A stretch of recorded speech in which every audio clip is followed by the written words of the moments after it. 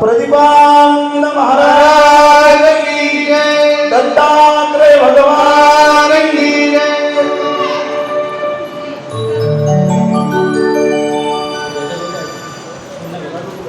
माऊली ओ माऊली सद्गुरु नारायण माऊली, माऊली ओ माऊली सद्गुरु नारायण माऊली, माऊली ओ माऊली सद्गुरु लक्ष्मण महाराज माऊली, माऊली ओ माऊली सद्गुरु लक्ष्मण महाराज माऊली, माऊली ओ माऊली सद्गुरु बलभीम माऊली, माऊली ओ माऊली सद्गुरु बलभीम माऊली, माऊली ओ माऊली सद्गुरु गणेशनाथ माऊली, माऊली ओ माऊली सद्गुरु गणेशनाथ माऊली, माऊली ओ माऊली सद्गुरु सदानंद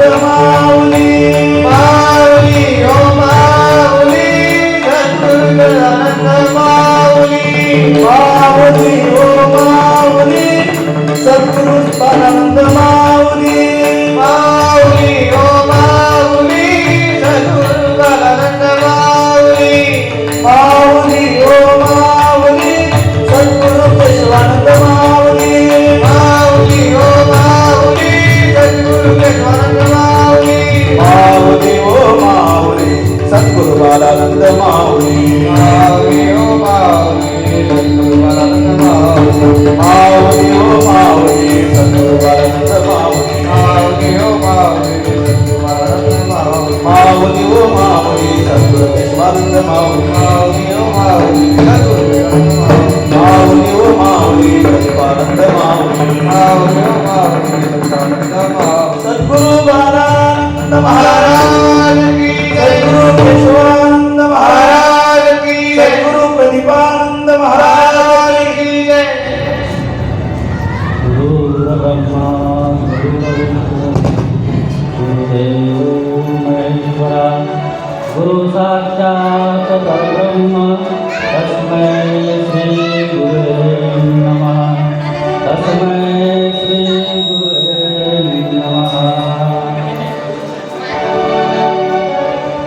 श्री संत समर्थ सद्गुरु सच्चिदानंद केशवानंद महाराज की जय। आज श्री संत समर्थ सद्गुरु केशवानंद माऊली पुण्यतिथी व गुरुपौर्णिमा यानिमित्त आपण सगळे इथे आज आलो आहोत. माऊलीने जो आपल्याला बोध केला, जो बोध आपल्याला या प्रपंच जीवनातून मुक्त होऊन आत्मसाक्षात्काराकडे नेणारा जो बोध आपल्या माऊलीने आपल्याला दिला, त्या मार्गाने जाण्याकरिता आज या गुरुपौर्णिमेचं महत्त्व आहे. सद्गुरूची जीवनात आवश्यकता खरंच आहे का, हा सर्वात पहिले महत्त्वाचा प्रश्न.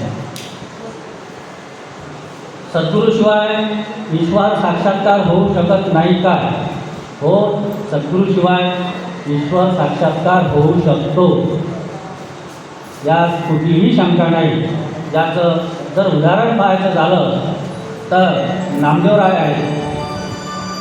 त्यांना पंढरीचा प्रेमा या नावाने संबोधल्या जात होतं आणि त्यांना प्रत्यक्ष पांडुरंगांचा साक्षात्कार झाला आणि ते विठ्ठलाचे अत्यंत लाडके भक्त होते. परंतु विठ्ठलाला वाटलं की जोपर्यंत याला सद्गुरूचा बोध होणार नाही तोपर्यंत मात्र याला आत्मसाक्षात्कार होणार नाही. आपल्याला सगुण साक्षात्कार होईल, परंतु आत्मसाक्षात्कार ही एक वेगळी गोष्ट आहे. ती आपण संत नामदेवराय यांच्या माध्यमातून आपण पाहू. जेव्हा नामदेवराय पांडुरंगासोबत राहत होते आणि जे ते म्हणे तो सर्व लाड विठ्ठल त्यांचा पूर्ण करत होते, परंतु त्यांना सद्गुरूकडे पाठवायचं होतं. विठ्ठलाने ज्ञानेश्वर माऊलीकडे ज्ञानदेवाला आपल्या नामदेव महाराजाला सोपवलं आणि ते त्यांना घेऊन गेले. आणि मुक्ताबाई ही एक अशी ज्वलंत संत आणि तिने जेव्हा नामदेव महाराजाकडे पाहिलं तेव्हा ती विचारली, संताचा आदर कळेना दयाशी देवाजवळ राहुनी काय केले, ही तिने नामदेव महाराजाला म्हटलं. त्यावेळेस ज्ञानेश्वर माऊलीने म्हटलं की अगं मुक्ताई, हा पांडुरंगाचा अत्यंत लाडका भक्त आहे असं बोलू नको. पांडुरंगाचे जे लाडका भक्त होते त्यात शंका नाही, परंतु मात्र त्यांना सद्गुरुबोध झाला नव्हता आणि तो बोध प्राप्त करून घेण्यासाठीच त्यांनी ज्ञानेश्वर माऊलीकडे सोपवलं होतं. आणि जेव्हा गोरोबा काकासोबत त्यांचा संबंध आला त्यावेळेस गोरोबा काकाने सांगितलं की हे कच्चं मडकं आहे. त्यावेळेस नामदेवरायाला अत्यंत वाईट वाटलं.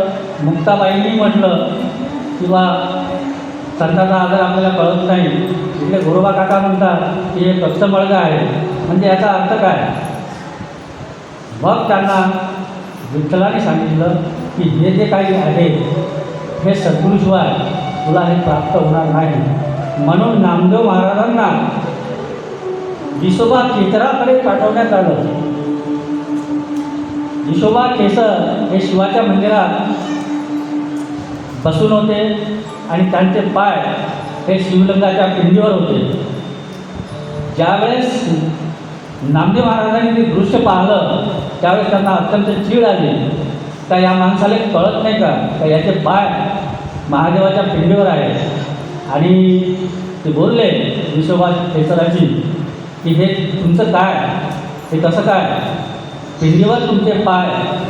त्यांनी म्हटलं अरे बाबा, मी म्हातारा झालो आहे, माझ्याच्याने आता पाय उचलणं होत नाही, तूच हे पाय माझे उचलून बाजूला ठेव. त्यावेळेस नामदेव महाराजांनी त्यांचे पाय उचलले आणि दुसऱ्या ठिकाणी ठेवले. जसेही पाय ठेवले तिथे दुसरी पिंड तयार झाली. जिथे जिथे नामदेव महाराज त्यांचे पाय ठेवत होते तिथे तिथे शिवलिंगाची पिंड तयार होत होती. तिथूनच 12 ज्योतिर्लिंगाची निर्मिती झाली. तेव्हा नामदेवरायाच्या लक्षात आलं की सद्गुरूशिवाय खरंच आपल्या जीवनात करणं उपाय नाही.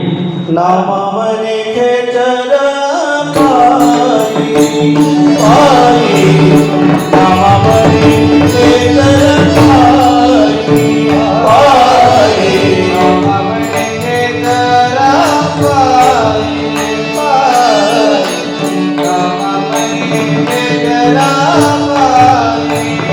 ओळखी धारी सर्वाठाई, ओळखी धारी सर्वाठाई,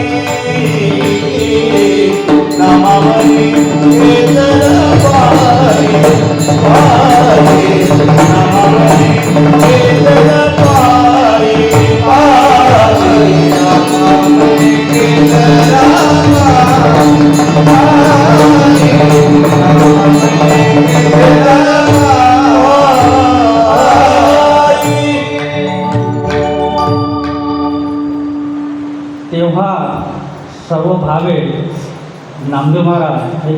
तिथं त्यांना शरण गेले आणि जेव्हा त्यांना बोध झाला, ज्या क्षणाला त्यांना बोध झाला त्या क्षणाला त्या विश्वात भरून व्यापलेला हा परमात्मा दिसला. तोपर्यंत फक्त त्यांचा जो भाव होता हा पांडुरंगापर्यंतच सीमित होता. सर्व व्यापक परमार्थाला जर आपल्याला पाहायचे असेल तर सद्गुरूशिवाय मार्ग नाही. सद्गुरूशिवाय सापडेना सोय, धरावे ते पाय आधी आधी, हा सद्गुरूचा महिमा आहे. मग सद्गुरूला आपण शरण गेल्याच्या नंतर नेमकं काय करायला पाहिजे? जवळपास 1984 पासून माझा माऊलीशी संबंध आला. त्यांच्या सहवासात होतो. बाहेर उपाडे बरेचसे आमचे हे सगळी जुनी भक्तमंडळी आहे, ही बाबासोबत जवळपास कोणी 40 वर्ष काढले, कोणी 60 वर्ष काढले, कोणी 62 वर्ष काढले, कोणी 25-30 वर्ष असा त्यांचा बाबासोबतचा राहण्याचा एक इतिहास आहे. परंतु माझ्यामध्ये गुरु भक्त आणि शिष्य याच्यात मात्र जमीन आसमानचं अंतर आहे. आपण गुरुभक्त जरूर आहोत पण मात्र शिष्य नाही. जर शिष्य असतो तर आपल्याला आपली उत्पत्ती झाल्याशिवाय राहिली नसते. म्हणून कधी कधी बाबाकडे बसायचा जेव्हा मला योग येत होता तेव्हा ते बाबा बोलत होते आणि सहज एक दिवस बाबा माझ्याशी बोलता बोलता असे म्हणाले, अरे जो मला भेटतो तो गुरुच भेटतो, सद्गुरू मला कोणीच भेटून नाही राहिलं, म्हणजे मला शिष्य कोणीच भेटून नाही राहिलं. एवढ्या गुरुचा शिष्य हा कच्चा कसा राहील? तर हे बाबाच्या मुखातलं वाक्य होतं. त्याला कारण परमार्थाचं खरं लक्षण काय आहे आणि सद्गुरूचा शिष्य होण्यामागं कोण होऊ शकतो त्याचं जिवंत उदाहरण जर झालं, सद्गुरू आज्ञा प्रतिपालन परमार्थाचे मुख्य लक्षणं. जर आपल्याला खरोखरच सद्गुरूला अनन्य भावना आपण शरण गेलो असेल तर तिथे किंतु परंतु हे उरतच नाही. परंतु जेव्हा बाबा बोलायचे तेव्हा भक्त म्हणायचे बाबा बा नाही, ते तसं नाही. म्हणजे बाबा बोलल्याच्यानंतर बरेचसे लोक असे प्रत्युत्तर द्यायचे किंवा बाहेर आल्यावर चर्चा करायचे की बाबाने हे चुकीचं सांगितलं किंवा बाबा हे असं नव्हतं पाहिजे. हे असं बऱ्याचशा गोष्टी चालत होत्या. परंतु शिष्याचा खरा अर्थ जो आहे तो अर्थ हा खूप वेगळा आहे. खरबोतून एखादा शिष्य पैदा होतो. प्रत्येकच व्यक्ती हा शिष्य होऊ शकत नाही. आपण माऊलीचे भक्त जरूर आहोत पण शिष्य मात्र नाही. जर आपण शिष्य असतो तर त्यांनी सांगितलेल्या मार्गानं नक्कीच आपण गेलो असतो. आज आपण इतके वर्ष बाबाचं अमूल्य अमृत जे श्रवण केलं त्याची उपलब्धी आपल्याला काय आहे हे जर आपण आपल्या स्वतःच्याच मनाला विचारलं तर आपल्याला नक्कीच प्रश्न पडेल. कारण आपण परमात्मा जो शोधत आहोत तो मंदिरात, जत्रेत, तीर्थाच्या ठिकाणी इथे परमात्म्याला आपण शोधत आहोत. कारण आपला भाव असा आहे की परमात्मा वेगळा आहे आणि मी वेगळा आहोत. परमात्म्याचा आणि माझा संबंध हा दूरचा आहे, तो माझ्यात नाही. जोपर्यंत आपण परमात्म्याला आपल्या आतमध्ये शोधणार नाही तोपर्यंत आपल्याला त्याचं दर्शन होणार नाही. तुम्ही कितीही तीर्थ करा, कितीही वाऱ्या करा, काही करा, माझा त्याला विरोध नाही. गैरसमज करून घेऊ नका, कारण भ्रमात राहू नका. कारण कथा सांगून मी तुमच्या जीवनाची व्यथा पुन्हा पुन्हा तेच तुम्हाला मी करायला लावणार नाही. जर सत्य स्वीकारायचं असेल तर आपल्याला सत्याच्याच मार्गाने जावं लागेल आणि सत्य हे फक्त हे आपल्या आतमध्ये आहे, बाहेर नाही. हे आपल्या सद्गुरूने वयाच्या म्हणजे 65 वर्ष आपल्याला हे ज्ञान दान केलं त्यांनी की तुम्ही तुमच्या आतमध्ये शोधा, त्याला बाहेर कशाला शोधता तुम्ही. नाही आदि अंत ऐसा तो अनंत, नाही आदि अंत ऐसा तो अनंत, नाही आदि अंत ऐसा तो अनंत, नाही आदि अंत ऐसा तो अनंत.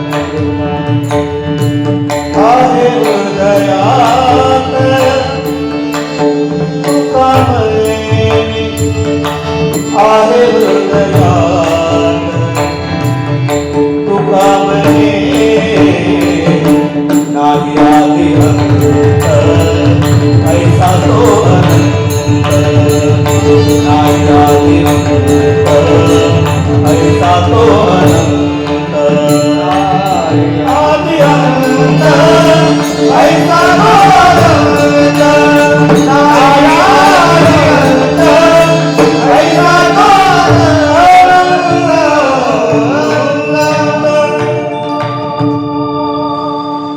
मग आपल्याला त्या आतमध्ये त्या प्रभूला शोधायचं कसं हे बाबांनी पूर्ण सांगितलं.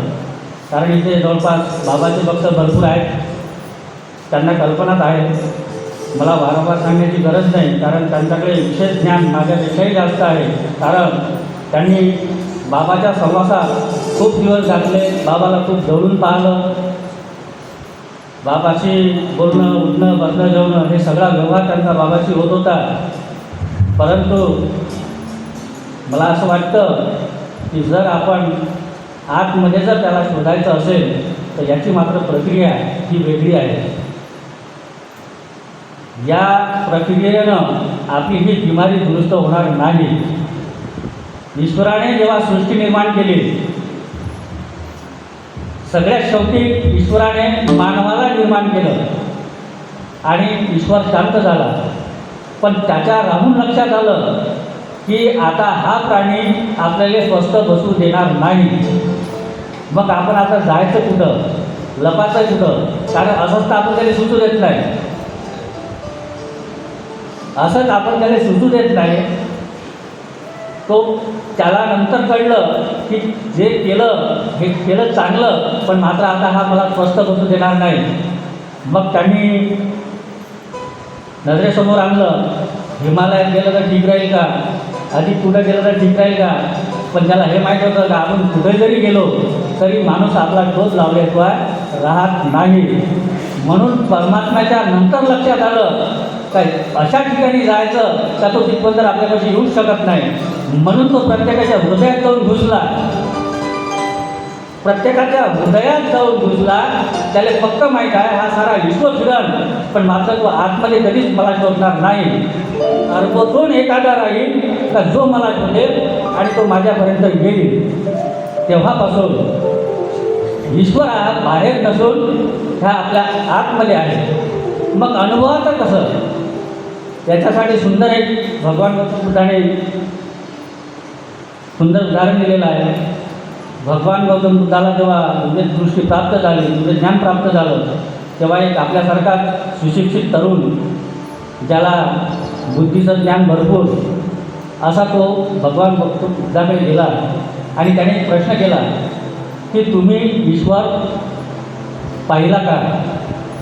त्यावर भगवान बुद्धांनी कुठलीही प्रतिक्रिया दिली नाही, फक्त त्याच्या डोक्यावर हात ठेवला आणि त्याला सोबत घेऊन बगीचात गेले. तिथे चमेलीचे फुलं, गुलाबाच्या फुलं, मोगऱ्याचे फुलं याचा एकदम असा सुगंध दरवळत होता. आणि सहज त्या पुराणी म्हटलं की बाबा इथं सुगंध किती छान येते. त्यावेळेसच भगवान गौतम बुद्धांनी म्हटलं तो सुगंध तुला दिसला का. तो म्हणे नाही बाबा मला सुगंध दिसला नाही. मग कसा म्हणता येतो तर नाही मी अनुभवून राहिलो.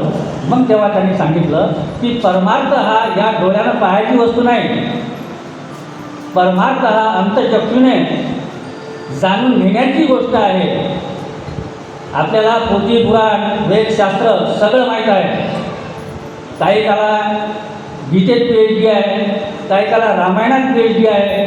प्रत्येकाने प्रत्येक याच्यात PhD केली, पण मात्र स्वतःच्या आतमध्ये अजूनही कोणं PhD केली नाही. कारण आहे त्याला, कारण स्वतःवर PhD करताना नेट लागते. म्हणून तुकाराम महाराजांनी म्हटलं की बोल बोलता वाटे सोपे, करणी करता ठीर कापे. परमार्थ बोलासाठी हा खूप सोपा आहे, खूप सुंदर वाटते आपल्या मनाला. आपणच आपल्याला भुलवतो, आपल्याला दुसरा भुलवणारा कोणीच नाही. कारण या आपल्या एवढे भाग्यवान या पृथ्वीवर या भूतलावर कोणीच नाही. कारण आपल्याला ब्रह्मांड नायक सद्गुरू माऊली आपल्याला भेटली, जिने आपल्याला अखंड ब्रह्मज्ञान दिलं. पण त्या ज्ञानाचा आपण उपयोग, मी असं म्हणत नाही की त्याचा उपयोग आपल्याला झाला नाही, परंतु ज्या प्रमाणात त्याचा रिझल्ट पाहिजे होता त्या प्रमाणात मात्र त्याचा रिझल्ट भेटला नाही. त्याचं कारण एक आहे का जी आपली आवड असेल तेच आपल्या मनाला आवडते आणि तेच इच्छा आपली भगवंत पूर्ण करते. ज्या पद्धतीने आपण प्रपंच आपल्या आवडीचा विषय आहे, जेवढ्या प्रमाणात आपल्याला प्रपंच आवडतो, जी प्रपंचाबद्दलची आसक्ती आहे, ती आसक्ती, ती आवड ही मात्र परमार्थासाठी नाही. प्रत्येकानं आपल्या छातीवर हात ठेवा आणि विचारा की खरंच माझं जेवढं प्रपंचासाठी मन झुलते, मुलासाठी, पत्नीसाठी, बापासाठी, आईसाठी जेवढा मी तळपतो, एवढा खरंच मी परमार्थासाठी तळपतो का? याचं उत्तर आपल्यालाच भेटते. कारण अजूनही आपलं अंतर्मन परमात्मा स्वीकारायला तयार नाही. कारण त्याला माहीत आहे परमात्म्याचा जर स्वीकार केला तर प्रपंचाचं मरण होते. पण वास्तविक पाहता भक्तांना तसं बिलकुल नाही. प्रपंचात राहूनच आपल्याला सद्गुरूंनी परमार्थ करायला सांगितला. प्रपंच सोडू नका. उलट तर त्यांनी आपल्याला प्रपंच एवढा चांगला करायला सांगितला की प्रपंच करावा नेटका, कुठे असू नये पाटका. प्रपंच तुम्ही जर चांगला केला, तुमची भौतिक परिस्थिती जर चांगली असेल तर तुमची मनस्थिती चांगली राहील आणि तेवढ्याच ताकदीनं तुम्ही परमार्थ करू शकाल. परंतु माणूस जसजशी भौतिक प्रगती सुधरत जाते तसतसा तो जास्त लोभाकडे जातो आणि परमात्म्यापासून दूर जातो. सुखे संसारी असावे असावे, सुखे संसारी असावे असावे, सुखे संसारी असावे असावे, सुखे संसारी असावे. चित्त परब्रह्मी ठेवावे, चित्त परब्रह्मी ठेवावे, ठेवावे चित्त, चित्त परब्रह्मी ठेवावे, ठेवावे चित्त परब्रह्मी ठेवावे. पाहण्यानं कमलिता कमलिता, पाहण्यानं कमलिता पाहण्यानं कमलिता कमलिता, पाहण्यानं कमलिता. जीवनाता जीवनाता जीवनाता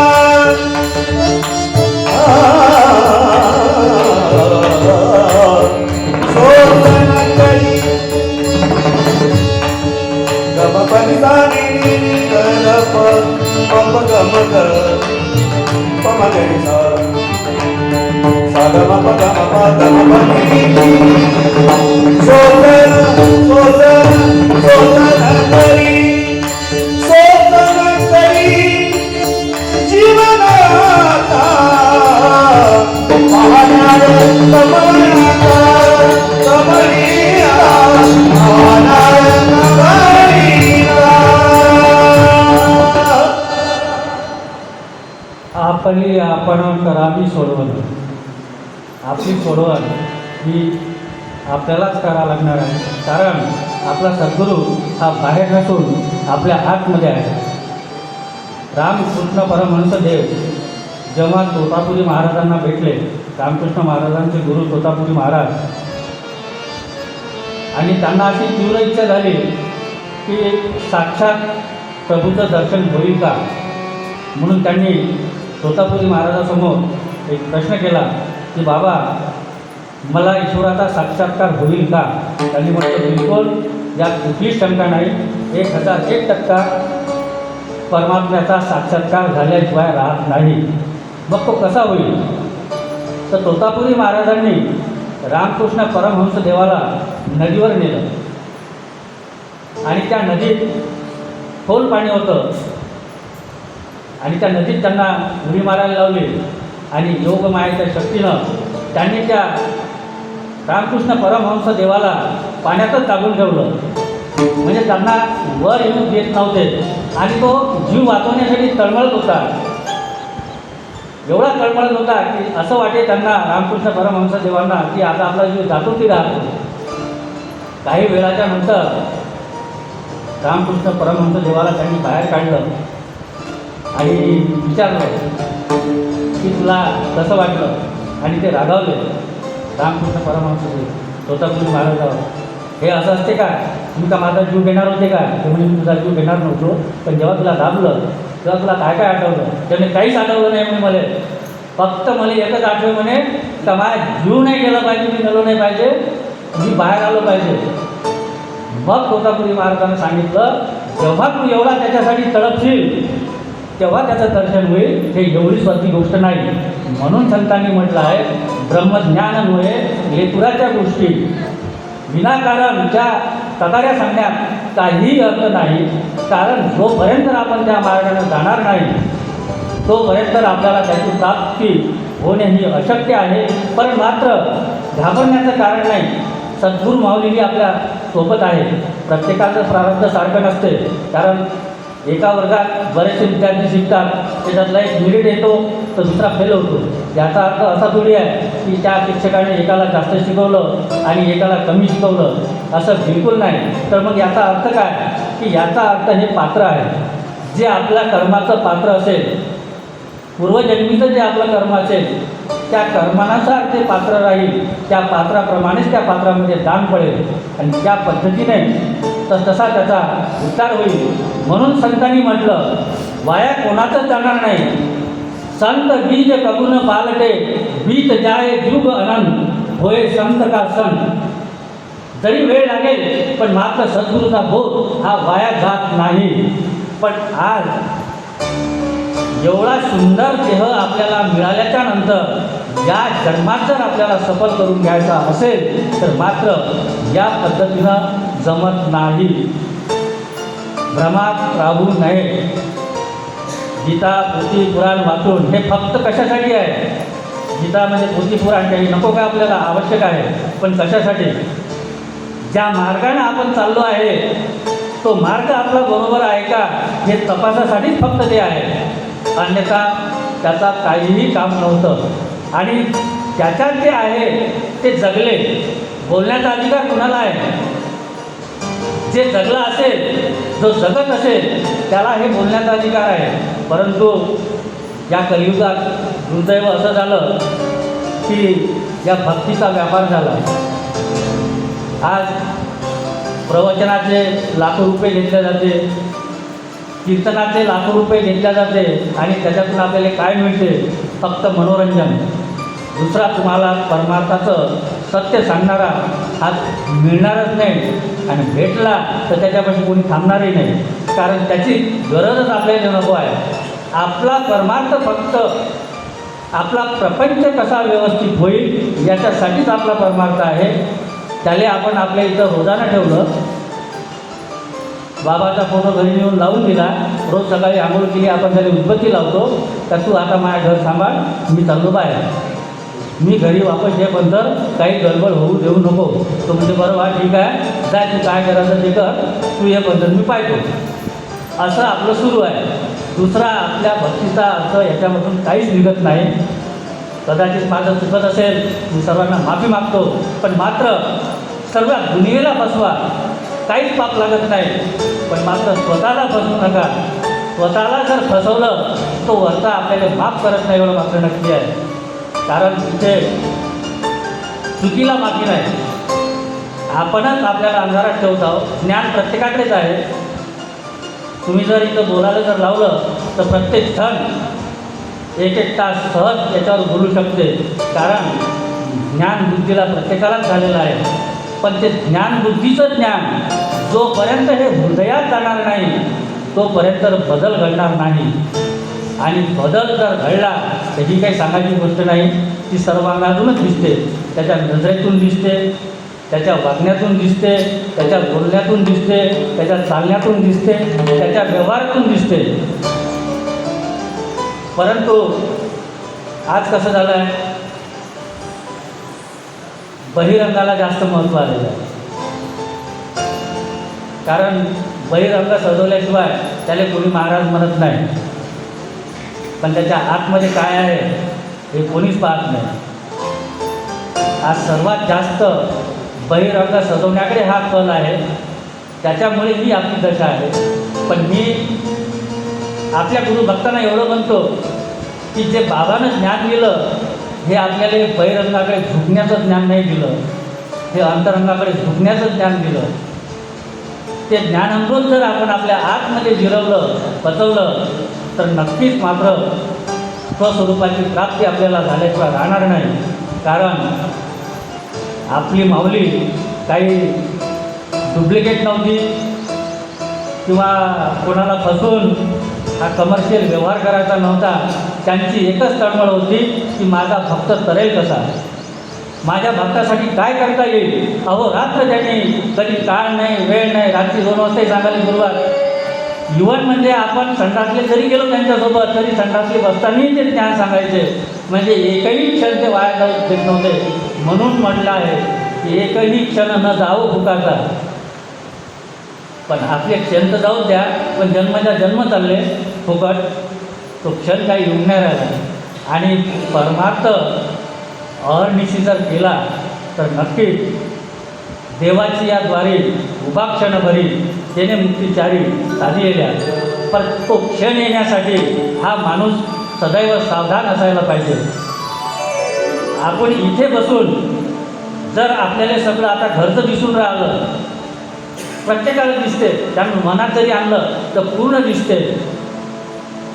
फक्त काहीच करायचं नाही, तिथं राहून तिथलं जर दिसलं तर काम झालं.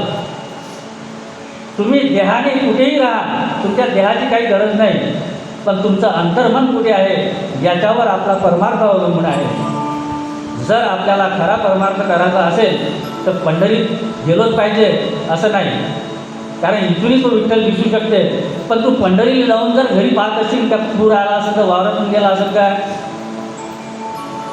घरचे घडीबरोबर असेल का नसेल, बिमार असेल का, हे जर चिंतन त्या पंढरीत असाल तर मला वाटते त्याचं पंढरपूरची वारी हे विनाकारांची आहे आणि त्या पांडुरंगाला विनाकामाचा त्रास आहे. चित्त नाही नावी तरी ते व्यर्थ, तरी ते व्यर्थ. चित्त नाही नावी तरी ते व्यर्थ, तरी ते व्यर्थ. चित्त नाही नावी तरी ते व्यर्थ, चित्त नाही नावी त्रिवेणी संगमी नाना तीर्थे भ्रमी. त्रिवेणी संगमी नाना तीर्थे भ्रमी. चित्त नाही नामी तरी ते व्यर्थ, तरी ते व्यर्थ. चित्त नाही नामी तरी ते व्यर्थ. आपण रोज ध्यानधारणा पूजापाठ करतो, करत नाही अशातला भाग नाही. सर्वच जण करतात. जर केला नसता तर इथं आले नसते. भक्तीची आवड नसती इथं आलेच नसते. भक्तीबद्दल आपल्या मनात आस्था नसती, प्रेम नसतं तर आपण मंदिरात गेलोच नसतो. परंतु मंदिरातल्या ज्या मूर्त्या आहेत या मूर्त्याचा अर्थ काय आहे, कशासाठी आहे? कारण आपल्याला मुख्य परमार्थ आठवत नाही म्हणून त्या प्रतिमा केलेल्या आहेत. त्या प्रतिमेच्या माध्यमातून आपल्याला त्या निर्गुण निराकाराबद्दल जायचं आहे. कारण तो निर्गुण निराकार हा डायरेक्ट आपल्याला समजणार नाही म्हणून त्याला आकार दिला आणि त्या आकाराच्या माध्यमातून, त्या शिडीच्या माध्यमातून आपल्याला निर्गुण निराकाराकडे जायचं आहे. परंतु आपण तिथेच अटकलो, आलो, दर्शन केलं. आता प्रत्येकाचा देव हा आपल्या कल्पनेप्रमाणे आहे. ज्याची जशी कल्पना तसा त्याचा देव, ज्याचा जसा भाव तसा त्याचा देव. तोच कोणासाठी दत्त आहे, तोच कोणासाठी विठ्ठल आहे, तोच कोणासाठी राम आहे, तोच कोणासाठी कृष्ण आहे. हे सगळे जे रूप आहे हे आपण निर्माण केलेले आपल्या कल्पनेचे आहे, परंतु सर्वाचा मालक हा एकच आहे. तुम्ही ज्याला भजता ते आपल्याला दिसते, अनुभवते, जाणवते. म्हणून आपण जी भक्ती करतो ही अजूनही आपण सगुण भक्तीमध्येच आहोत. माझं तर हे म्हणणं आहे की जेवढेही आपण बाबाचे जे भक्त आहे, शिष्य तर असतो, तर आतापर्यंत आपण वाघासारखे डरकाळलो असतो. मजा नसती कोणाची राहिली. जर ते अमृत जर आपल्या पूर्ण उतरलं असतं तर आपण सिंहासारखी अशी डरकाळी पडली असती. कारण माऊली या मायकाची गरज नव्हती. जेव्हा ते बोध करे, जेव्हा प्रवचन कीर्तन करे, त्यावेळेस याची गरज नव्हती. कारण ते अंधून होतं सगळं, या पुस्तकातून जमा केलेलं नव्हतं. कारण ते प्रत्यक्ष जगले होते. जे जे जगले तेच सांगितले. जे जे आले अंगा तेची जगा सांगित असेल. जे जे त्यांनी अनुभवलं तेच ते त्यांनी शिष्याला सांगितलं. परंतु मात्र एकानंही डरकाळी फोडली नाही. त्याचं कारणच आहे का ते अमृत आपल्या आतमध्ये झिरपलं नाही. जर ते अमृत आपल्या आतमध्ये झिरपलं असतं तर आपण नक्कीच डरकाळी फोडली असती. परंतु आपण परमार्थाचा उपयोग हा आपल्या सोयीनुसारच करतो. पण अशी चुकी करू नका. आपण अंधारात राहू नका. माझं म्हणणं काय आहे का अंधारात राहून आपला परमार्थ होणार नाही. हा तुमचं प्रारब्धानं तुम्हाला धन धान्य सगळं मिळेल, भौतिक सुख संपदा पूर्ण मिळेल, पण त्यात खरं सुख आहे का? खरंच सुख जर असतं तर मला नाही वाटत त्यानं वयाच्या 60 वर्षाच्या नंतर म्हटलं असतं. तर आता तो 60 वर्षाचा झाल्यावर म्हणजे झाला, आता याच्यात काही पडलं नाही. काहून त्याच्या आधी काहीच नव्हतं त्याच्यात. आता 60 वर्षांना समजलं का? त्याला कारण काय आहे का तुझे शरीर तुला साथ देऊन नाही राहिलं. वयाच्या 60 वर्षाच्या नंतर माणसाचं शरीर साथ देत नाही. वासना जरी असली तरी ती पूर्ण करता येत नाही. त्याला कारण का त्याचं शरीर त्याला साथ देत नाही. आणि जोपर्यंत त्याला त्याचं शरीर साथ देते तोपर्यंत त्याच्यात वासना, लोभ, क्रोध, मोह, मत्सर हा पूर्ण भरून असते. म्हणून त्याचं अंतरात्म्याकडे दुर्लक्ष होते. तो कुठेच गेलेला नाही, तो आपल्या आतमध्येच आहे. प्रत्येकाचा सद्गुरू केला असो नसो, ईश्वर हा प्रत्येकाच्या आतमध्ये आहे. जे पिंडी तेच ब्रह्मांडी, कारण निर्मितीच त्याने केली आहे. तर त्यांना आपल्याला सोडून दिलं असं का? आईच्या गर्भात जसा आपला गर्भधारणा होते तेव्हाच तो आपल्या दुधाची व्यवस्था आईबाईची करून देते. तर बाहेर आल्यावर त्यांना आपली व्यवस्था केली नसेल का? परंतु आपण कधीच त्याच्यावर सोपवत नाही, कधीच त्याच्या भरोशावर राहत नाही. त्याला कारण आहे की अजूनही ईश्वराबद्दल आपल्या मनात अविश्वास आहे. विश्वास जर पूर्ण असता तर हे त्यांना सर्व त्याच्या भरोशावर सोपवलं असतं. हे तू पाय आपण सोपवतो केव्हा? जेव्हा आपल्यावर आपत येते तेव्हा. म्हणून कबीरांनी म्हटलं, दुःख में तो सब सुमरन करे, दुःख में ना करे कोय, सुख में सुमरन करे तर दुःख काय को होय. आपल्याला देवाची आठवण फक्त आपल्यावर आपत आल्यावर येते. आपत जर नाही आली, सगळ्या जर भौतिक प्रपंचाच्या सगळ्या सुविधा जर आपल्याकडे परिपूर्ण असल्या तर मात्र परमार्थ हा फक्त आपण गुरुपौर्णिमा, दत्तजयंती, कृष्णजन्म, बालगंगामाऊली पुण्यतिथी, बस इतक्याच दिवसाचा आपला परमार्थ आहे. अन्यथा नंतर परमार्थ नाही. त्याच दिवशी तो हजर असते, इतर दिवशी तो सुट्टीवर असतो. म्हणून अहर्निशी जर परमार्थ केला तर निश्चितच आपल्याला त्याचा लाभ होते. मग आपल्यात बदल का झाला नाही? कारण काय? त्या जीवनात लक्षात ठेवा, 3 गोष्टी 3 व्यक्तीपासून कधीही लपू नका. डॉक्टरपासून बिमारी लपू नका. डॉक्टरपासून जर बिमारी लपवली तर त्याला योग्य औषध भेटणार नाही, त्याचा रोग दुरुस्त होणार नाही. वकिलापासून सत्य लपवू नका. वकिलापासून जर तुम्ही सत्य लपवलं तर तुम्हाला त्याचा रिझल्ट भेटणार नाही. आणि सद्गुरूपासून तुमचं अंतरंग लपवून ठेवू नका. तुम्ही जसे आहात तसे जर त्याला शरण गेले तर नक्कीच तो उद्धार करते. जर वाल्याचा वाल्मिक होऊ शकते तर मग आपण का नाही होणार?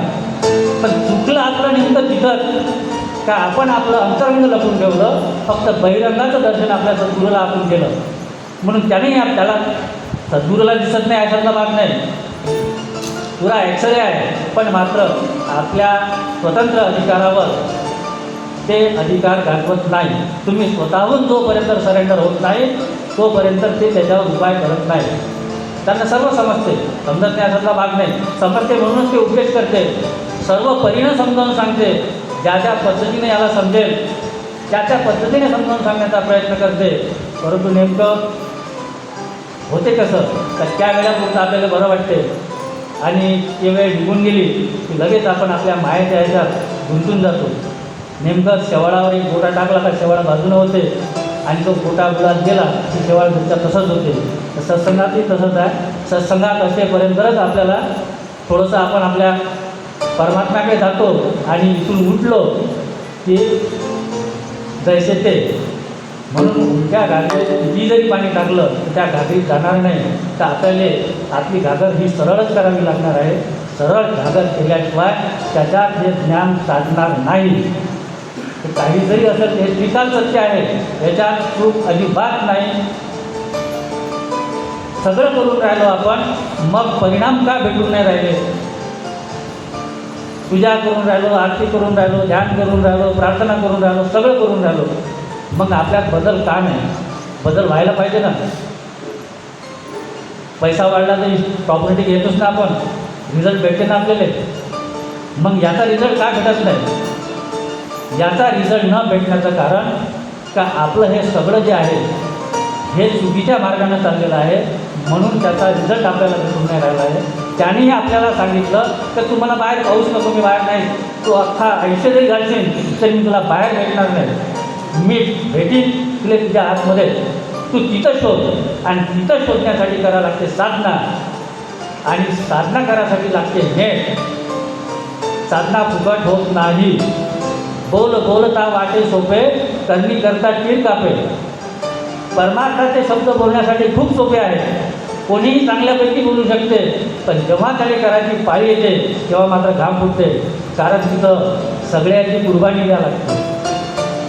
वैराग्य विना ज्ञानाची काही करण्याची नाही. आपल्याला वैराग्य नाही होत. आज आपण इथं जे आलो हे फक्त तात्पुरतं आपल्याला वैताग झाला, त्याचं नाव आपण वैराग्य ठेवलं. इथून गेलो की आपण जैसे ते. जोपर्यंत आपल्यामध्ये वैराग्याची निर्मिती होणार नाही तोपर्यंत आपल्याला किती जरी ज्ञान असलं तर ते ज्ञान मात्र रुजणार नाही.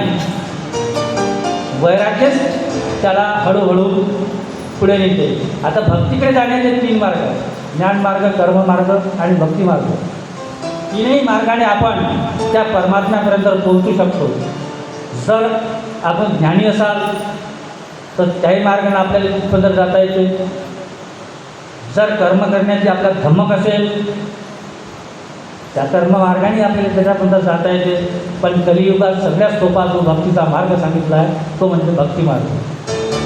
त्या भक्तिमार्गात ना तुम्हाला ग्रंथाची गरज, ना तुम्हाला पोथीची गरज, ना कोण्या वेदाची गरज.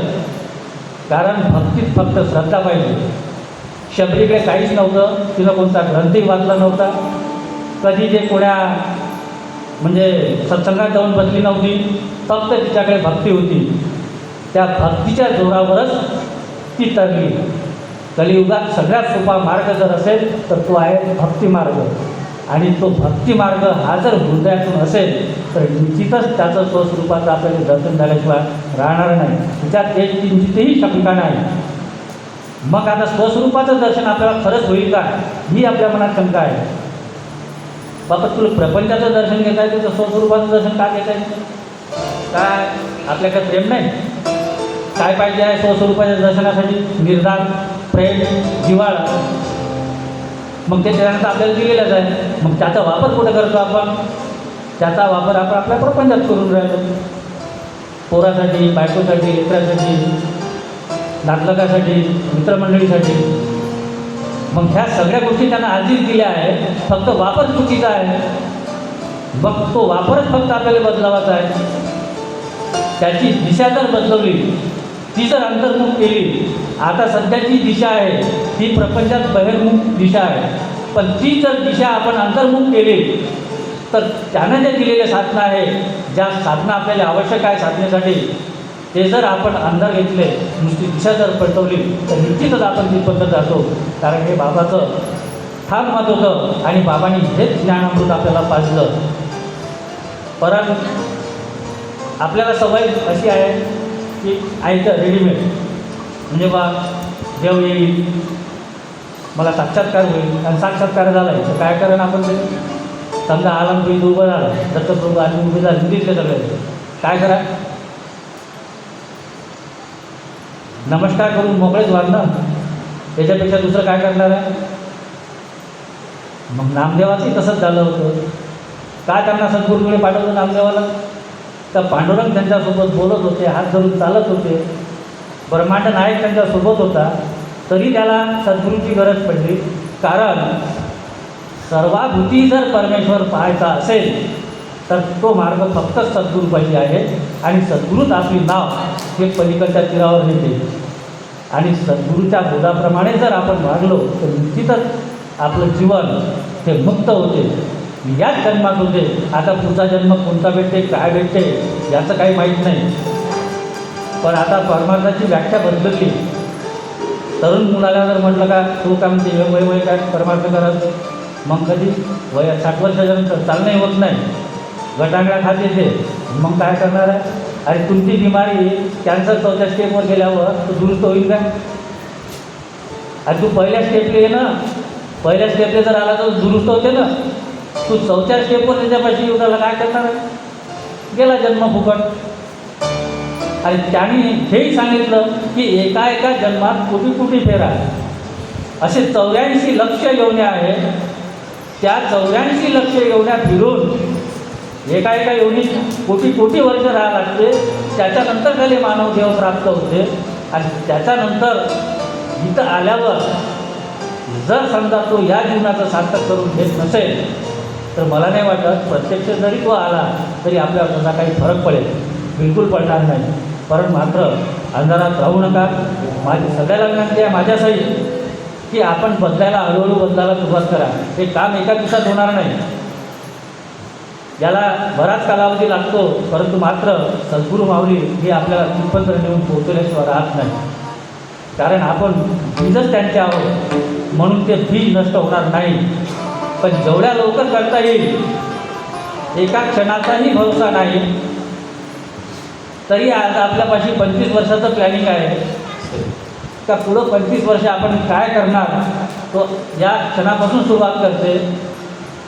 झोपल्याच्या नंतर उठेल की नाही याचीही त्याला गॅरंटी नाही. तरी पण म्हणजे नाही झालं पुढच्या वर्षाला ते करायचं, त्याच्यानंतर ते करायचं. आता गेल्याच्या नंतर काय करते, कोण आहे. आता वास्तविक परमात्मानं एक आपल्याला स्वरूप दाखवलं 4-5 वर्षाच्या आधी. त्याने ज्यानं तरी माणूस सुधरण बा कमीत कमी, तर कोरोना पाठवला होता. त्या कोरोनातही माणूस तर दुरुस्त नाही झाला. अरे कुणी नाही ना, नवऱ्याला झाला असेल तर बायकोजवळ नाही आली, पोट्याला झाला असेल तर बाप जवळ नाही गेला. मग कोरोनाने शिकवलं ना का तुझे कोण आहे, हे या जगात त्या परमात्म्याशिवाय दुसरं कोणीच नाही. फक्त हे तू माझं माझं करून त्याच्यात तू भुलला आहे. म्हणून म्हटलं आहे जिथे कृष्णाने अर्जुनाला सांगितलं, पुढीला ते ओझे आपल्या माथा जो घेईजे, मग कान दाटे धनुर्धरा. मग काऊन त्या छात्यात धरणार नाही. तू समोरच्याचं वजन तू काय घेऊन राहिला. अबे पोटं करेल ना पुढच्याचं, तू कायले मरमर करून राहिला, कायच्यासाठी त्याच्यासाठी इष्ट जमा करत आहे. करेल ना, त्याच्या प्रार्थना दिला आहे ना, त्याने जन्माला घातलं, त्याची व्यवस्था केली असेल ना, तू कशाला तुझा जन्म वाया घालतं. परंतु तसं नाही. आपल्याला काय वाटते का आपल्या पोरालाही राहिलं पाहिजे, नातवालाही राहिलं पाहिजे, त्याच्याही नातवाला पुरलं पाहिजे. पण इकडे अबे यासोबत कोणीच नाही. 13व्या दिवशी 14व्या दिवशी तुला विचारायला कोणी तयार नाही. तेरवी झाली का सगळे कामात लागते. 3 दिवसापर्यंत रोग रडते. किती चांगला असला तर फक्त तो 13 दिवस स्मरणात राहते. 14व्या दिवशी पूर्ण विस्मरणात. आता ही सृष्टी काही हजारो वर्षापासून सुरू आहे. असे काही केले, काही झाले, पण स्मरणात कुणीच राहिलं नाही. त्याला कारण हे का तो स्वतःसाठी जगलाच नाही.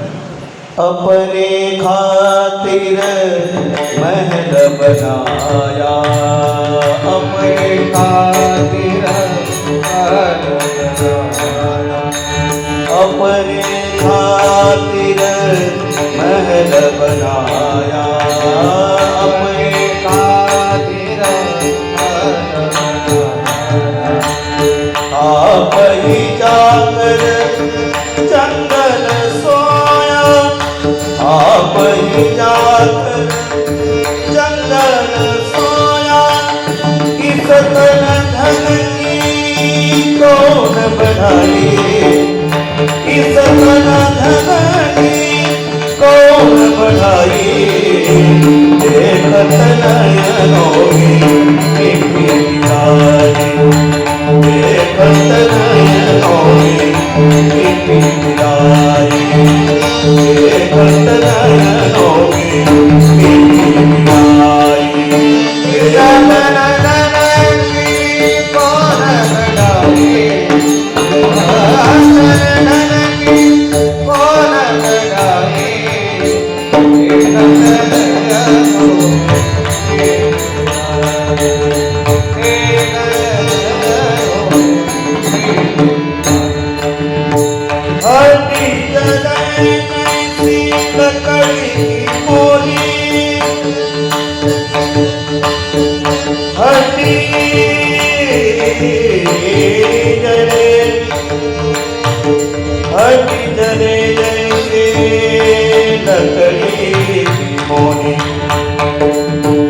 हटी जले जैसी लकड़ी की मोरी बाग जले जैसी घास की मोरी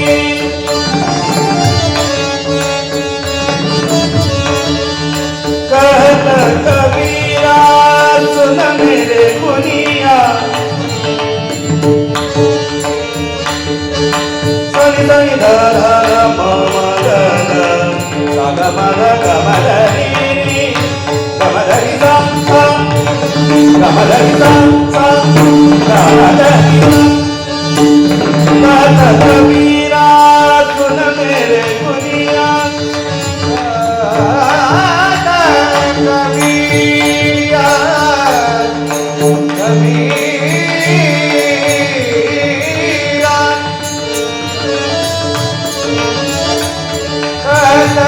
कबीरा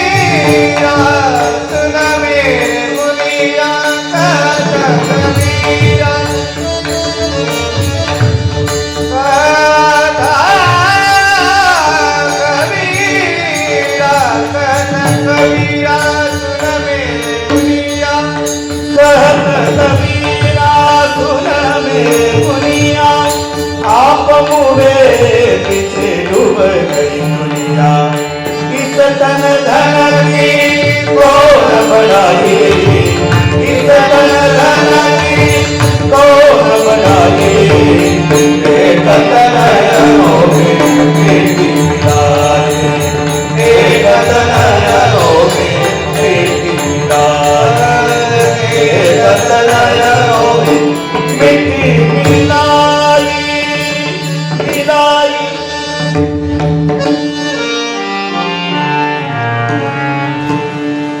ज्ञानेश्वर माऊलींनी आपल्याला पूर्ण ज्ञानेश्वरी वाचायला नाही सांगितली.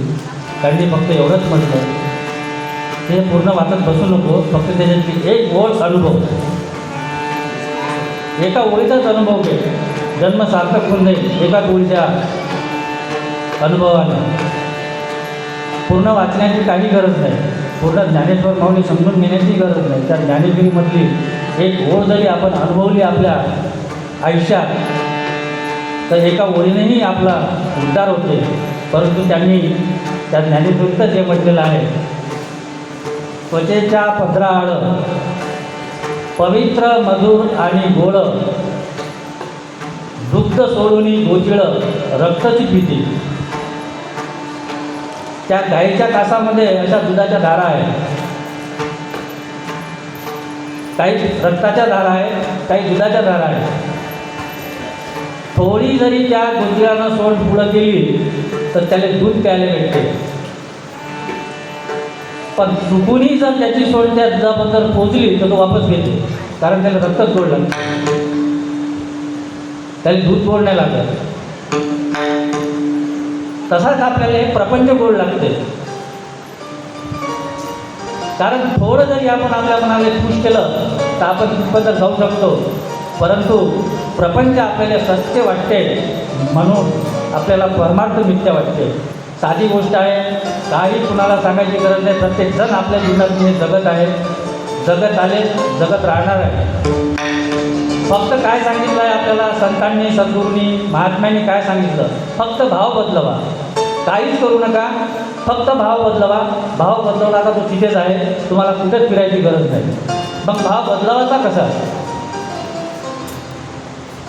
आपल्यासमोर जर आपली पत्नी आली तर पतीचा भाव हा आपोआपच येतो. त्याला तो आणा लागत नाही का नाही बांधणीचा नवरा होय म्हणून, कारण तो आपोआप येते. म्हणत नाही लागत त्याला कोणा ग्रंथात वाचा लागत नाही, त्याला कोणा पोथीत वाचा लागत नाही, तो सहज येते. पोरगा पुढं आला की बापाचा भाव येते.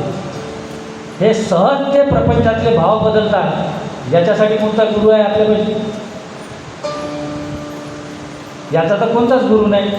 त्या प्रपंचाचा गुरु आपणच आहोत. कारण सहज बदलते. का बदलते? कारण ते आपल्याला सत्य वाटते. कारण आपण रममान त्याच्यात आहोत, ते आपल्याला सत्य वाटते म्हणून आपले सहज भाव बदलतात. पण मंदिरात जेव्हा आपण येतो आणि प्रभूचं जेव्हा दर्शन घेतो तेव्हा मला नाही वाटत का तो प्रभू आणि मी भक्त हा भाव आपल्या मनात कधी येत असेल. जेवढ्या सहजतेनं बापाचा आणि मुलाचा भाव सपाट्याने येते तेवढ्या सपाट्यानं मला नाही वाटत की ईश्वराबद्दल आपल्या मनात तो भाव निर्माण होईल. ज्या दिवशीही होईल आपल्या जीवनात त्या दिवशी आपण मुक्त झाल्याशिवाय राहणार नाही, हे मात्र नक्की. फक्त भाव बदलावाचा आहे, दुसरं काहीच नाही. काही करायची गरज नाही आहे. भावे विना देव न कळे निसंदेह, गुरु विना अनुभव सैता कळे. कारण या भावातच सगळं जळलेलं आहे. फक्त भाव बदलावाचा आहे. तो बदलतो फक्त सद्गुरूच्या कृपेने आणि त्यांच्या ज्ञानाने. जर सद्गुरूला अनन्य भावाने जर शरण गेलो तर मात्र सद्गुरू त्या शिष्याचा उद्धार केल्याशिवाय राहत नाही. म्हणजे आपण सद्गुरूला शरण गेलो नाही का? 100% गेलो. सद्गुरूला आपण शरण गेलो. नारळ पान दर गुरुपौर्णिमेला देत आहोत. पण शरण शरीर दिलं, मन नाही दिलं. मन त्यानं प्रपंचासाठी राखून ठेवलं. या ढोबराचं त्याला काय काम आहे? त्या सद्गुरूला काय करणार आहे या ढोबराचं? तो त्यानं फक्त शरीर दिलं, मन त्यानं तसंच ठेवलं. मन त्यानं त्याच्या प्रपंचात काय आणलं. त्याचं म्हणणं आहे का रे तुमचे ते येते हे कुठे ठेव तू, या ब्रह्मांडात तू कुठे घेणं याची काही गरज नाही, कुठे राह तू, फक्त तुझे मन दे. तुझं मन जर मला देशील तर तू ह्याच जन्मात मुक्त होतं, तुला जन्म घेण्याची गरज नाही. म्हणजे जन्म मरणाच्या फेऱ्या याच जन्मात चुकते. फक्त जर अनन्य भावाने कुणालाही शरण जा, फक्त अनन्य भावाने जा, राखून ठेवू नका. आपण जे परमार्थ करत आहोत तो राखून करत आहे. पूर्णपणे अजूनही आपण परमात्मा स्वीकारला नाही. ज्या दिवशी पूर्ण या परमार्थाला स्वीकारू त्या दिवशी निश्चितच आपला उद्धार होते. याच्यात मात्रही शंका नाही. कुणाला वाटेल ग्रंथ वाचा लागेल का? काही गरज नाही. कारण तुमच्यात आतमध्ये पूर्ण भरलेला आहे. काही ग्रंथाची गरज नाही. फक्त भाव ठेवा. आणि जसा सावता माळी कांदा मुळा भाजी अवघी मिठाई माझी, त्याला पिकात विठ्ठल दिसते, आपल्याला विठ्ठलाच्या मंदिरातही विठ्ठल दिसत नाही. सजन कसं आहे, मासात विठ्ठल दिसते, आपल्याला तो देवळातही दिसत नाही. जनाबाईले गौऱ्यातही विठ्ठल दिसते, आपल्याला पंढरीला जाऊनही दिसत नाही. हे जे ग्रंथांनी जे ठेवलं आहे हे आपल्यासाठी ठेवलं आहे. आपली मरमर तिकडं नाही, इकडं आहे. तू आतमध्ये जाय, तो त्या मागं धावत येते. तू जिथं राहायची तिथं तो येते. पंढरीला विठ्ठल जे आले ते पुंडलिकाच्या ना आले. आणि पुंडलिकानं काय भक्ती केली, काय केलं? ग्रंथ वाचले, पुराण वाचले, पोथ्या वाचल्या, रामायणात PhD केली, गीतेत PhD केली, कशातच काही केलं नाही. फक्त आई वडिलांची सेवा केली. त्या एका आई वडिलाच्या सेवेसाठी एका विठेवर युगाने युगे विठ्ठल उभा आहे. फक्त आई वडिलांची सेवा करताना मला त्रास होऊ नये म्हणून त्यानं वीट विरगावली आणि त्या विठेवर विठ्ठल उभा राहिला. म्हणजे तुमच्या भक्तीत एवढी मोठी पावर आहे का तो अजूनही तुमच्यासाठी उभा आहे. पंढरपूर जरी आपल्यासाठी हे काशी असली तरी भाव असेल तर विठ्ठल आहे.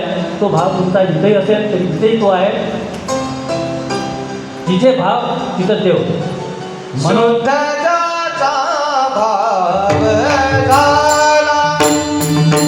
शुद्धताचा भाव झाला, शुद्धताचा भाव झाला, शुद्धताचा भाव झाला.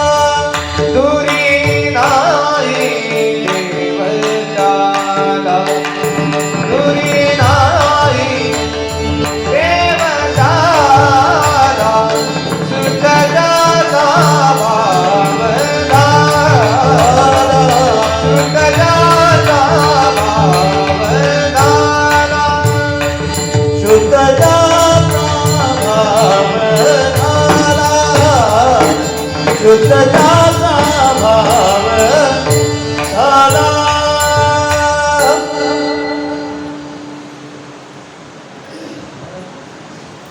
एक लोटा जल सब समस्या का हल. म्हणजे विचार करण्यासारखी गोष्ट आहे. एका लोटाच्या जलानं जर सगळ्या समस्या हल झाल्या असत्या तर तुकाराम महाराज झाले, ज्ञानेश्वर महाराज झाले, नामदेव महाराज झाले, मला नाही वाटत हे करायची गरज पडली असती. एका लोट्यानं होतं जर सगळं होत असं. अरे नेमकं समजून तर घ्या, आपण एवढे निर्बुद्ध नाही ना.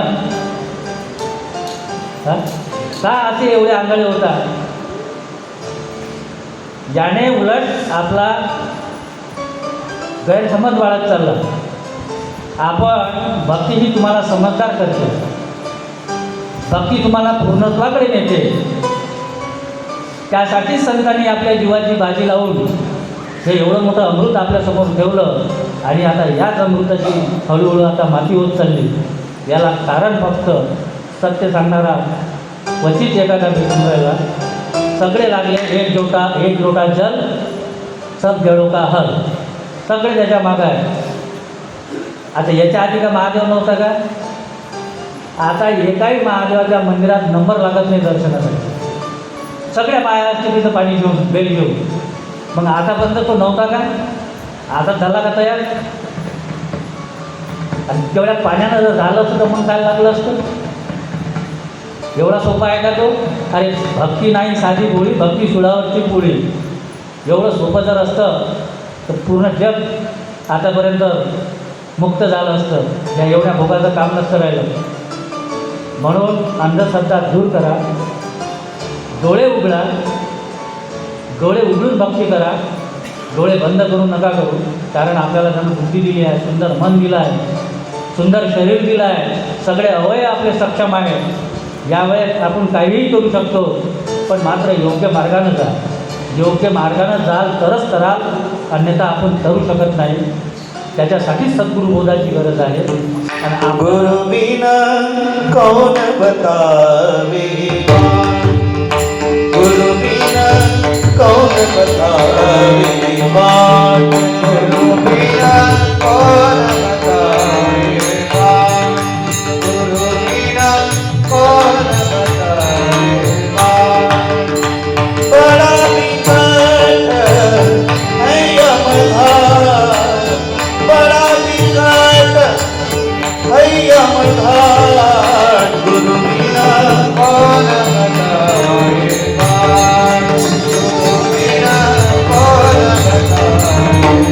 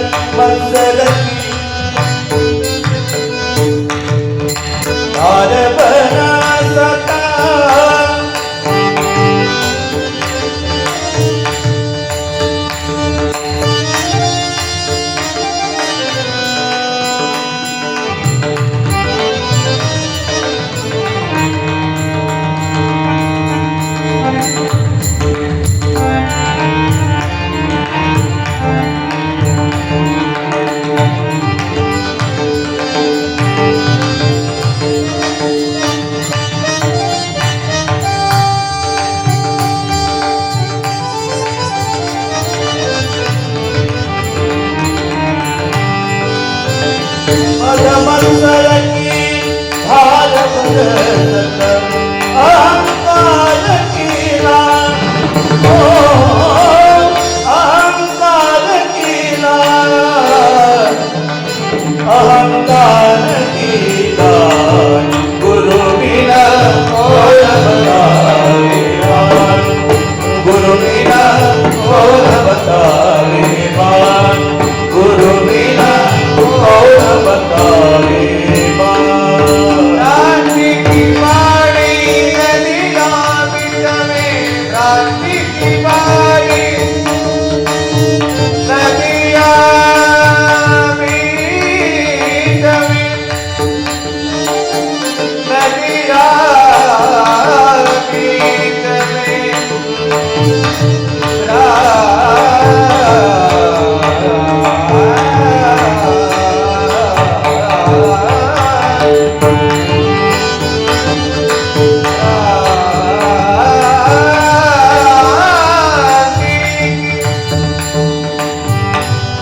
क्रांति की वाणी नदिया मिटवे अहंकार केला गुरु बिना कोण बतावेवान गुरु बिना कोण बतावेवान गुरु बिना कोण बतावेवान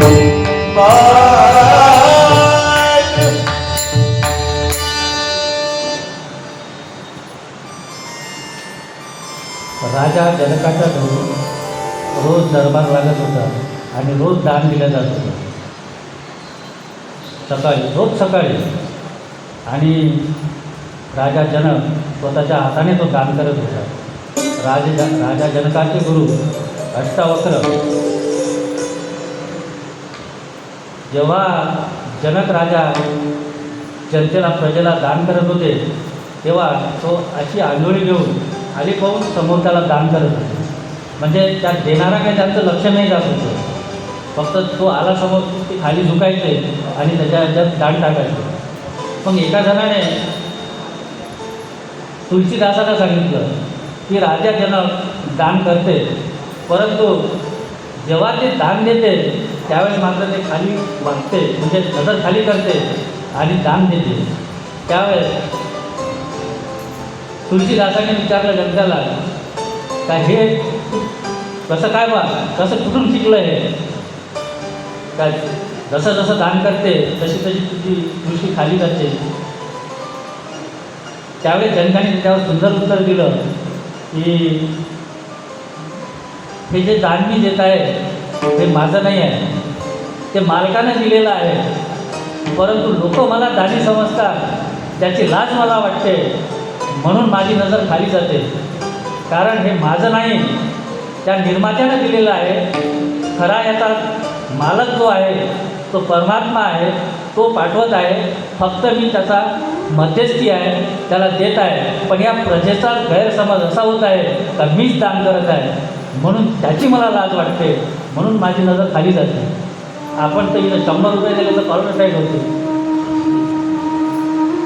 म्हणजे दान कसं असावं आणि दानामागची भूमिका काय ही त्या जनकाने सांगितली. म्हणून दानही करताना हे दान सत्पात्री असावं. पंचमहाभूताचं शरीर हे सगळ्यालाच माहीत आहे. 3 गुणाची प्रकृती हेही माहीत आहे.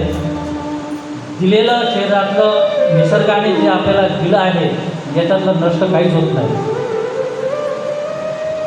ते जसंच्या तसंच राहते. सत्वगुण रजगुण आणि तमगुण. मग आपल्याला त्रास कोण्या गुणाचा होतो रजगुण आणि तमगुणाचा. मग आपण काय करतो ते नष्ट करण्याच्या भानगडीत पडतो. काही आले नाही पाहिजे त्या भानगडीत पडलं तर तो गेला कामात. सोयाबीन जर वर आलं तर तण त्याला वळू त्याला ते सोयाबीन वळूच नाही देत. त्या सोयाबीनच्या खालीच राहिली त्याला ते फवारा मारायचं काम नाही पडत. मग नेमकं करायचं काय आपल्याला तर आपल्यातला सत्वगुण वाढला हे 2 जे तमगुण आणि रजगुण आहे हे आपोआपच कमी होते. नष्ट काहीच होत नाही. हे जी प्रकृती आपल्याला निसर्गाने दिलेली आहे, परमात्म्याने दिलेली आहे, ही अशीच राहते. त्याच्यातलं नष्ट काहीच होत नाही. फक्त आपल्याला सत्वगुण विकसित करून आपल्या परमार्थाचा मार्ग निवडायचा आहे. मग सत्वगुण कशाने विकसित होईल? तर त्यासाठी तुम्हाला सत्संगत पाहिजे, ग्रंथाचं वाचन पाहिजे. ज्याने आपल्याला सत्वगुण वाढेल ते आपल्याला सगळं करावं लागेल. त्याच्यानंतर ते दोन्ही गुण आपोआप लोप पावतील, नष्ट होत नाही, लोप पावतात. आणि जोपर्यंत या तीनही गुणावर आपलं कंट्रोल होत नाही तोपर्यंत मात्र आपला भक्तीचा मार्ग हा सोपा होत नाही. कारण संतांनी त्या तीनही गुणावर कंट्रोल केलं म्हणून ते त्या परमपित्यापर्यंत पोहोचले. ते कंट्रोल करण्यासाठी आपल्याचपाशी त्याची चाबी आहे. ती चाबी फक्त आपण जर व्यवस्थित फिरवली तर मात्र हे कंट्रोलमध्ये येते. आता सध्या आपलं सगळं आउट ऑफ कंट्रोल आहे, त्याच्यावरच नियंत्रण नाही. मनात जे येईल ते करतो, जसं वागायचं तसं वागतो. आपल्याला वागायला बंधन नाही, बोलायला बंधन नाही, कर्म करायला बंधन नाही. आपण कशावरच बंधन करून राहिलो नाही, फक्त सुसाट चालत आहे. या सुसाटामध्ये कधी आपण चाललं जाऊ याची काही गॅरंटी नाही. म्हणून आपण पुन्हा सद्गुरूला प्रार्थना करू, कारण तोच आपली नौका आता ही पूर्णत्वाला नेणार आहे. सर्वजण आपण त्या सद्गुरू माऊलीच्या नावे बसू आणि अंतःकरणापासून प्रार्थना करू, हे गुरुदेवा आम्हाला या भवसागरातून पार कर. आमची नौका तू भवसागराच्या पार करून आम्हाला काढ. एवढीच आजच्या या गुरुपौर्णिमेनिमित्त आपण आपल्या सद्गुरू माऊलीला प्रार्थना करू. सद्गुरू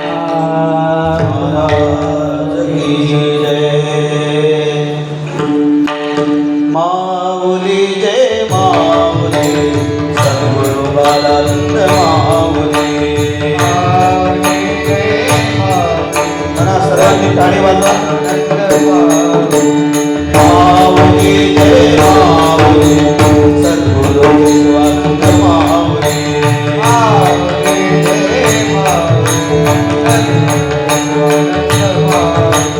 माऊली ओ माऊली, परिवानंद माऊली. माऊली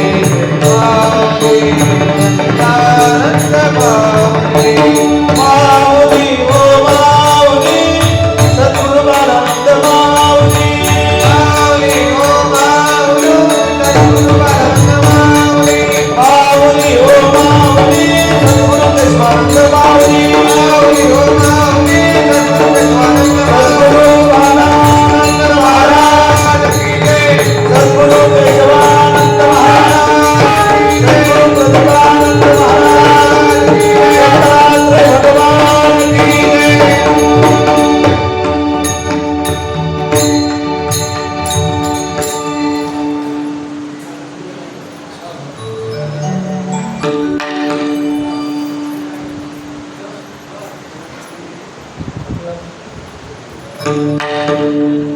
कंठी धरिला कृष्ण मनी, अवघाचनी प्रकाश. काला डोळे वाग्मनीय ब्रह्मादिका, उत्तम लोकादात.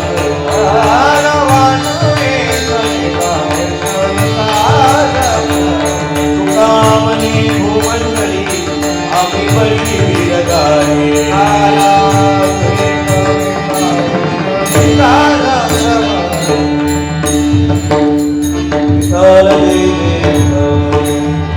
आरती लावा, आरती. बोले गौरी वापुरे उतरला, नाही विचारिला ते कारण्या. कामनी नामी परारा.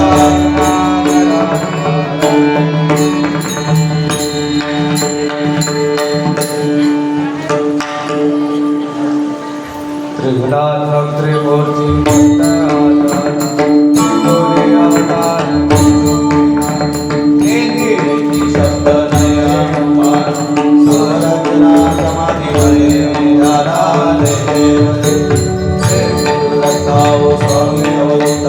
आरती ओ वारिता देव चिंता.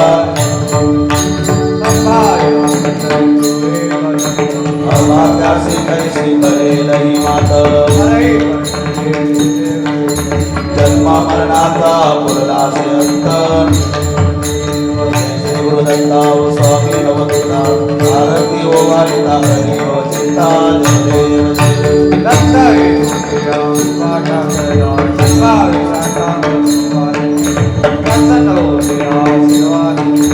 जन्म मरणाचा फेरा तू कबीरा जय श्री गुरुदत्ता ओ स्वामी अवधूता आरती ओ वारिता हरी ओ चिंता जय देव जय देव हर भले मन जाने उन्मना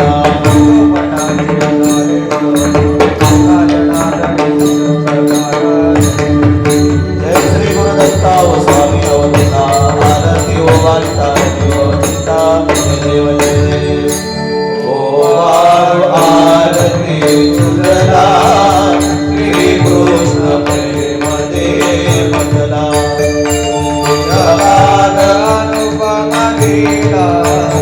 विख्यात असे जगताला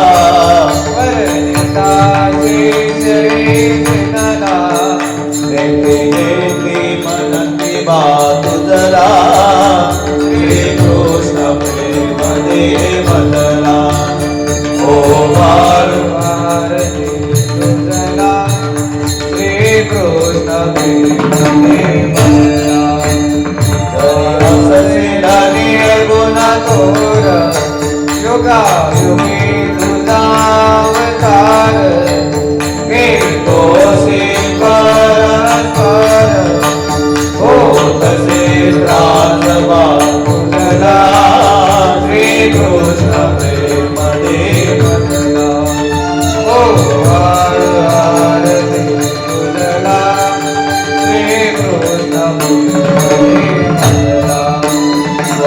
द्वादश अग्नी किडला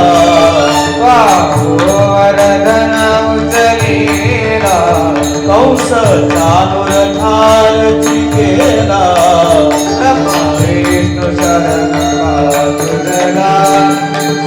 कृष्ण प्रेम देव धरा ओ वारु आरती तुझला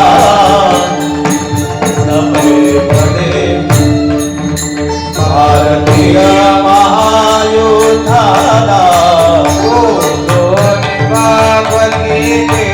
प्रवृत्त केले पापाला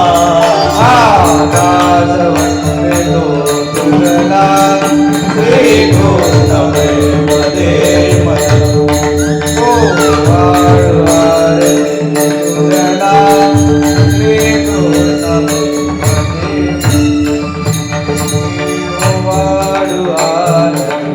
आनंद बाहुली असे दासावरी भेटले दाहोली वारु आरती आनंद बाहुली शरणारे त्याचे दिले ब्रह्मज्ञान प्रपंची असोनी सर्वात साधीला ओ वाडो आरती आनंद माऊली माते पण संपूर्ण नाशिले बालानंद बालानंद अवघा सचिदानंद आरती आनंद ओ वाडो आरती बालानंद माऊली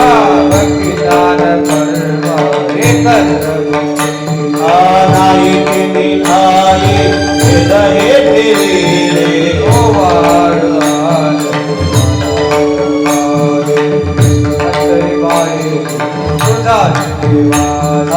अखंड चिराहो नित्य तुझा दास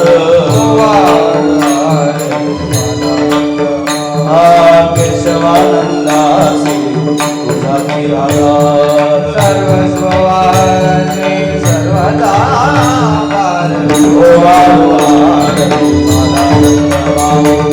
असे दासावरी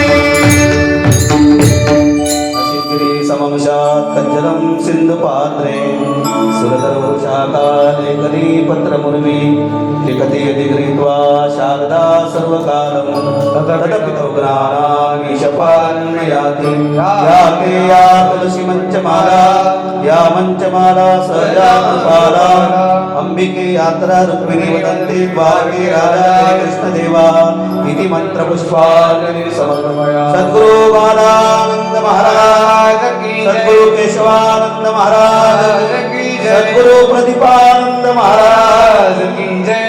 व्हावी माझी आस जन्मोजन्मी तुझा दास, पंढरीचा वारकरी वारी चुकोने संत संगे सर्व काळ अखंड प्रेमाचा पंढरीचा वारकरी वारी चुकोने चंद्रभागे स्नान कामागे पंढरीचा वारकरी वारी चुकोने अकल्पायुष्य व्हावे तया पुढा माझी आस कडा कल्पनेची बाधा न कोणी संत मंडळी सुखी असो अहंकाराचा वारा न लागो विष्णुदासा भाविका नामामने तया सावे कल्याण नाम निदान कल्पनेची बाधा न कोणी काळी संत मंडळी सुखी मागणे ते तुझ प्रती आहे शेजारी पाय पांडुरंगा या संतासी निरवी हेची मदती काही न मागू तुका मने आता उदार तो होई मज ठेवी पायी संता या संतासी निर्वी मदती मान तुझे काही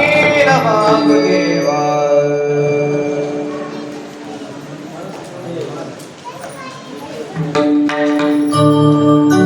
सर्वांनी खाली बसा। तीर्थ उठवा उठवा देव भक्तासी जोडवा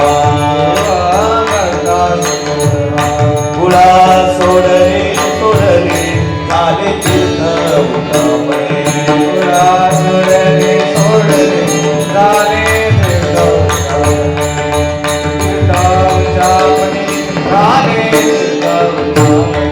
गुडी आले मथुरा दिले गुडा तोडणे तोडणे झाले आला कधी आला कधी लढी सकाळी गुडा तोडणे तोडणे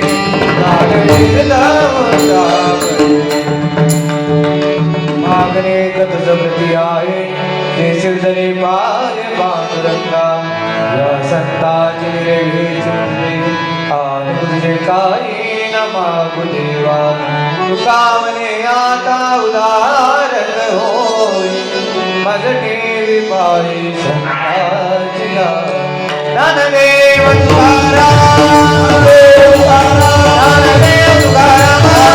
ज्ञानदेव तुकाराम अनंत कोटी परब्रह्म भक्त प्रतिपाल सद्गुरु गजानन महाराज सद्गुरु बालानंद महाराज सद्गुरु केशवानंद महाराज सद्गुरु प्रदीपानंद महाराज दत्तात्रेय भगवान की जय पवन सुत हनुमान की जय नमः पार्वती पते हर हर महादेव भगवान मुंगसाजी महाराज की परमहंस उद्धव बाबा की जय। सर्व भक्तांना नम्र विनंती महाप्रसाद घेतल्याशिवाय कोणीही जाऊ नये। महाप्रसादाची व्यवस्था झालेली आहे, महाप्रसाद घेऊनच जावं।